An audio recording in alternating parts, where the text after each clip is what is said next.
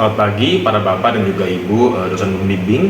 Perkenalkan, nama saya Pierre Eliezer Kurniawan dari Fakultas Seni dan Desain, dan izinkan saya hari ini menjelaskan mengenai pengertian dari hak kekayaan intelektual, hal-hal yang terkait dengan hak kekayaan intelektual, dan juga peran dari ilmu hak kekayaan intelektual.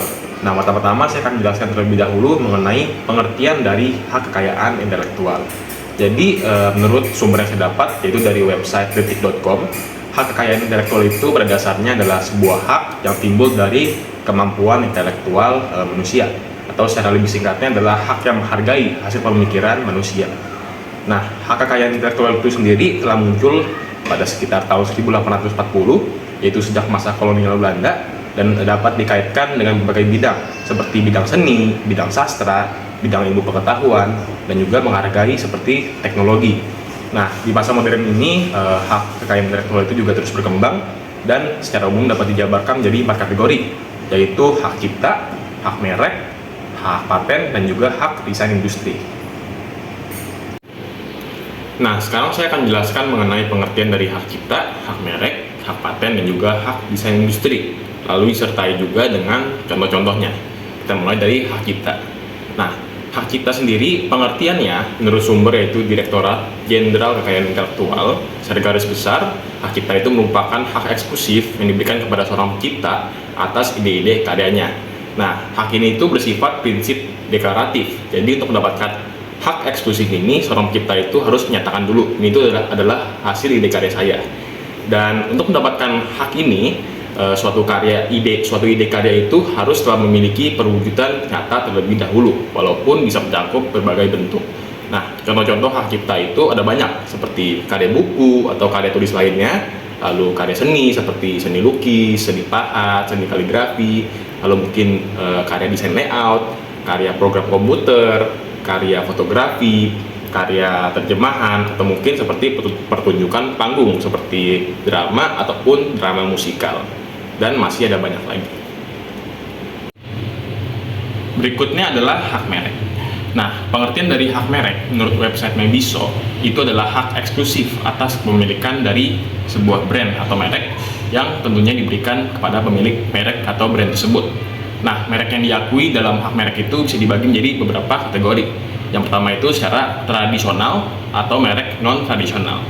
Nah, untuk merek yang tradisional itu ada merek yang terdiri dari gambar saja atau tulisan saja, dan juga merek yang terdiri dari gabungan atau dari merek yang terdiri dari gambar dan juga tulisan. Nah, secara non-tradisional ada merek yang bersifat 3D, lalu hologram, dan juga bersifat merek suara. Nah, merek itu juga diakui sebagai merek dagang atau merek jasa ataupun merek kolektif.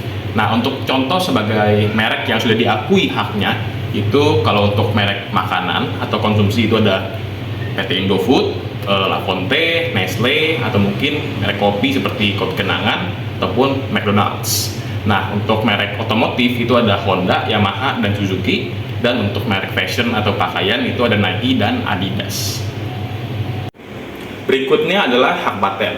Menurut sumber yaitu dari Direktorat Jenderal Kekayaan Intelektual, hak paten itu merupakan sebuah hak eksklusif atau hak intelektual yang diberikan kepada para inventor atas invensi atau temuannya. Nah, untuk sebuah invensi atau temuan itu diakui hak intelektualnya, ia harus memenuhi 3 kategori. Yang pertama itu harus bersifat total baru atau tidak menyerupai penemuan yang telah ada sebelumnya. Lalu yang kedua bersifat tidak terduga. Dan yang terakhir itu harus bermanfaat bagi kehidupan sehari-hari, terutama untuk kepentingan industri. Nah, contoh-contoh invensi atau temuan yang telah diakui hak intelektualnya itu adalah telepon genggam, lalu Bluetooth, penemuan eCVT, dan juga vaksin AstraZeneca. Nah, yang berikutnya itu adalah hak desain industri. Menurut sumber yaitu dari Direktorat Jenderal Kekayaan Intelektual, hak desain industri itu adalah hak eksklusif atau hak intelektual yang diberikan kepada para desainer atas hasil karya desainnya tentunya. Nah, desain yang dimaksud itu bisa terdiri dari permainan bentuk, bidang, komposisi, garis, dan juga warna, atau bisa juga permainan dari gabungan antara semuanya. Nah, desain itu juga bisa bersifat 2 dimensi ataupun 3 dimensi, 3D, dan juga bersifat lini produk, lini komoditas industri, dan juga kerajinan tangan. Nah, untuk mendapatkan hak desain itu tidak semudah mendapatkan hak cipta, karena desain yang diakui haknya itu, desainnya itu harus bisa diproduksi dalam jumlah yang banyak atau produksi massal. Nah, contoh hak desain itu, kalau dalam lini produk elektronik, yang paling terkenal itu adalah iPhone, karena desainnya itu ikonik. Lalu dalam produk fashion itu ada lini produk Nike dan Adidas. Kalau otomotif itu ada motor Honda dan Yamaha desainnya, dan juga bisa bersifat seperti hak desain untuk branding packaging gitu. Contohnya itu adalah packaging dari Yakult dan juga teh botol. Nah, berikutnya saya akan membahas mengapa adanya hak kekayaan intelektual itu penting bagi dunia industri kreatif. Nah, menurut saya sih ada 2 poin utama kenapa hak kekayaan intelektual itu penting. Nah, yang pertama itu untuk menjaga hak originalitas atas suatu karya atau kekayaan intelektual gitu. Nah, jadi sepengalaman saya sih dalam dunia industri kreatif, esensi yang membuat industri kreatif itu menarik adalah karena lahirnya ide-ide baru yang original, hasil pemikiran murni bagi seniman ataupun desainer gitu, atau dari orang-orang tertentu. Nah, makanya ide itu dianggap mahal dan begitu berharga. Nah, maka akan sangat disayangkan jika ide yang mahal dan berharga itu asal dicomot ataupun disalahgunakan oleh kompetitor ataupun orang-orang yang tidak bertanggung jawab. Nah, yang kedua itu untuk menjaga sifat kompetisi atau kompetitif di pasaran.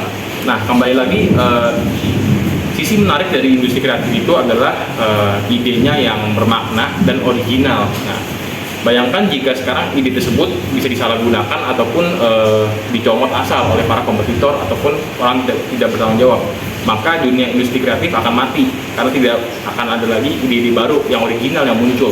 Itu akan menjadi sangat membosankan industri kreatifnya. Nah, justru dengan adanya hak kekayaan intelektual yang melindungi ide tersebut, maka para kompetitor itu harus berusaha lebih keras untuk melahirkan ide-ide baru dan juga fresh dan original, di mana hal ini akan berdampak sangat baik bagi kepuasan konsumen dan juga persaingan pasar di dunia industri kreatif. Nah, sekarang kita sudah sampai ke bagian akhir atau penghujung dari video. Nah, setelah mempelajari mengenai hak kekayaan intelektual, lalu hak cipta, hak merek, hak paten, dan juga hak desain industri, apakah manfaat dari ilmu-ilmu tadi bagi saya seorang mahasiswa? Nah, menurut saya pribadi, ilmu-ilmu tadi itu sangat penting dalam menambah wawasan saya pribadi. Jadi saya lebih paham dan lebih menghargai setiap esensi dari ide maupun hasil-hasil karya saya. Dan juga saya lebih memahami cara menghargai karya-karya orang lain. Nah, sekian presentasi dari saya mengenai hak kekayaan intelektual. Terima kasih juga untuk kepada para bapak dan ibu dosen pembimbing.